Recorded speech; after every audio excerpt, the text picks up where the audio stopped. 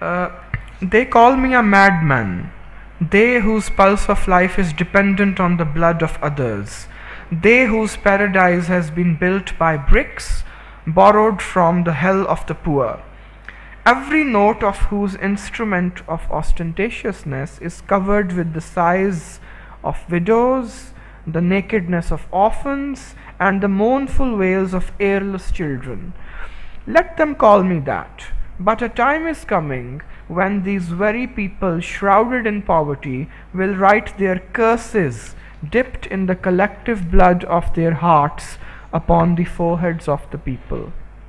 That time is near when the doors of earthly paradise will open for every man.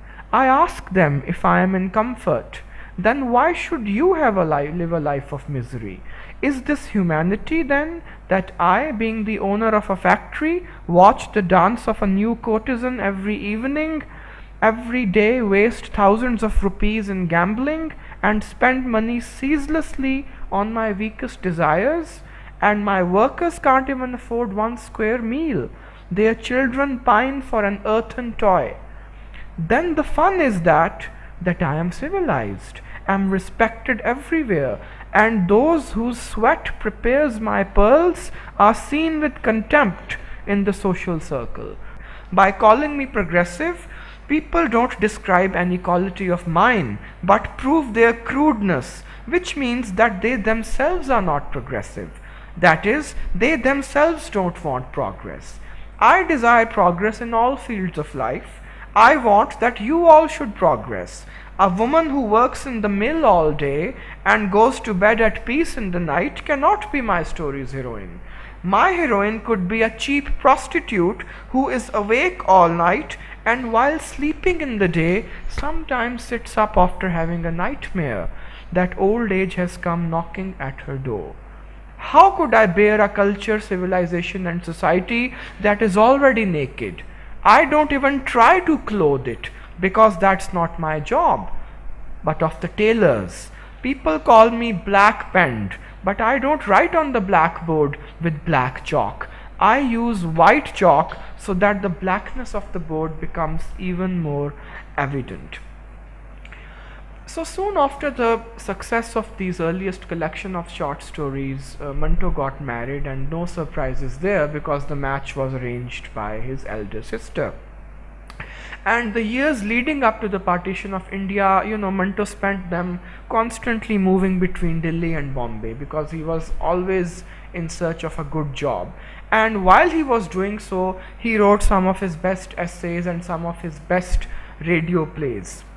This was also the time when Manto was brought to the court by the British authorities for 3 stories which were deemed obscene. Those 3 stories were, of course, Smoke, Black Shalwar and Odor, but he was never convicted for those stories. Now the partition of India in 1947 shattered Manto. It shattered him financially, it shattered him emotionally, it shattered him psychologically. And obviously, undoubtedly, the fact of partition produced his best writing as well. For one, before partition, Manto was a relatively cautious connoisseur of alcohol. But after partition, he became a confirmed alcoholic. So that was one impact of partition. Had Manto remained in India, he might at best have become a great film scriptwriter, as many of his friends believed. But he could no longer see a future in a country which was going to be divided on communal lines, where there was going to be a frenzy of communal hate, and the fact that he had already sent his wife and children to Pakistan. So that played a role in his move to Pakistan.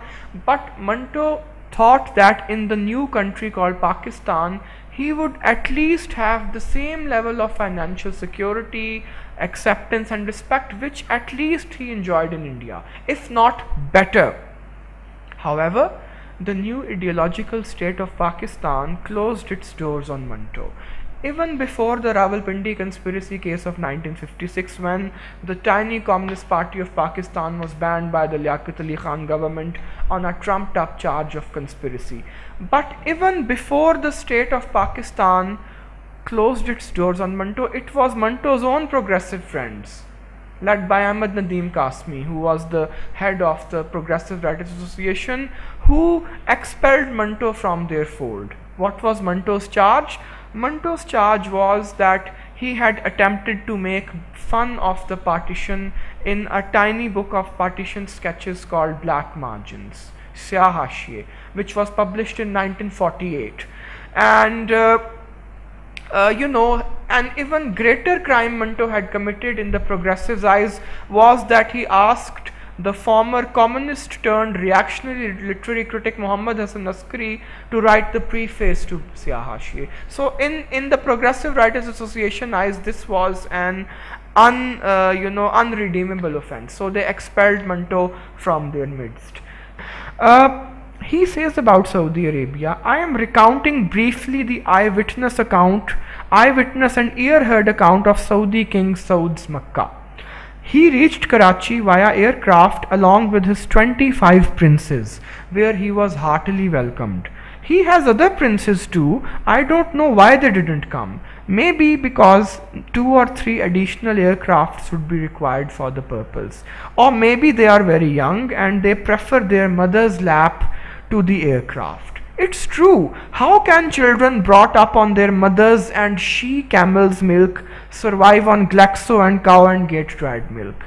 Dear uncle, it is thoughtful that if King Saud had with him his 25 sons, by God's grace only God knows how many girls there would be. May God give them long life and save the king from the evil eye. Tell me that in your state of 7 freedoms, is there any such iron man who has so many children? Dear uncle, this is all courtesy of our religion Islam, and this high honor was given to whoever got it. In my humble opinion, you should immediately declare Islam as your state religion. It will have a lot of advantages. Nearly every married man would be allowed to marry 4 times. If a woman gives birth to 4 children, even with a lot of miserliness, by this rule, then 16 boys and girls should be proof of a man's manliness and a woman's fertility. Boys and girls can be so useful in wartime. You are worldly wise, you know better. If initially your married men have any type of problem handling 4 wives simultaneously, you can invite King Saud here to make use of his services. You are his friend. You and his late father were bosom buddies. I heard that you arranged a caravan of very grand cars as a gift for him and his harem. I think that King Saud will tell you all his presidential prescriptions. Nearly every country except India and Russia is taking an interest in Pakistan these days, and it is all a result of your kindnesses that you have extended a hand of friendship and cooperation towards us. And we became so capable that others also began to view us kindly. We Pakistanis are ready to die for Islam. King Saud was feted along with his 22 or 25 princes in government house, where all married and unmarried girls and women of high society participated. Cigarette smoking was not permitted, not even to Crown Prince Abdullah. However, he is very safe without the cigarette smoke, and he received this privilege owing to his vintage Islamic hospitality. His 24 princes bought several Pakistani shoes in the Anarkali Bazaar and gave a proof of their solidarity and good wishes. Now these shoes will walk on the sands of the Arabian desert and imprint the temporary stamps of their longevity. Now, in the 9th letter, which is the final letter to Uncle Sam, he is now taking on the journalists who were on the government payroll. They were receiving bribes from the Pakistani government, and they were receiving bribes from the Americans. And whatever was happening, last week we had the Mubashir Luqman episode. I thought this was very, very relevant to, to what Manto has said in the 9th letter. And, obviously you can make your own conclusions, but I would just like to read you an excerpt which I translated while I was in Islamabad because I thought this was just too relevant. He is saying,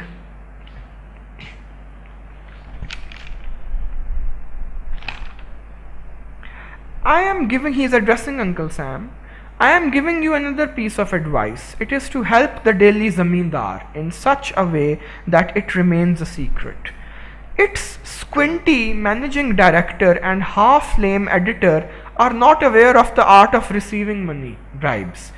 The shining son of Zamindar's founder, Maulana Akhtar Ali Khan, who has inherited the title of Maulana, was also unaware of this art because when he received 1000 rupees from the former director of the Department of Public Relations, Mir Noor Ahmad, for self-censorship, he immediately bought a new American car and with a lot of pomp organized its coming out, which was a crass act of stupidity on his part.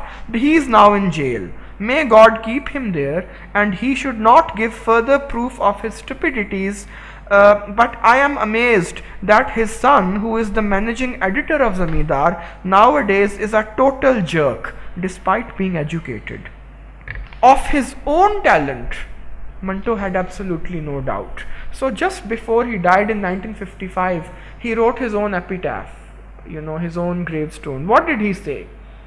Here lies buried Saadat Hasan Manto with all the secrets of the art of short storytelling buried in his chest. He is still thinking, buried under tons of earth, who is the greater short story writer, he or God? And understandably, this was not put on his gravestone because wisely his family members feared there would be a fatwa on and maybe the gravestone would have been pulled out. So they made do with the verse of Ghalib, which is now inscribed on Manto's gravestone in Miani Sahib in Lahore.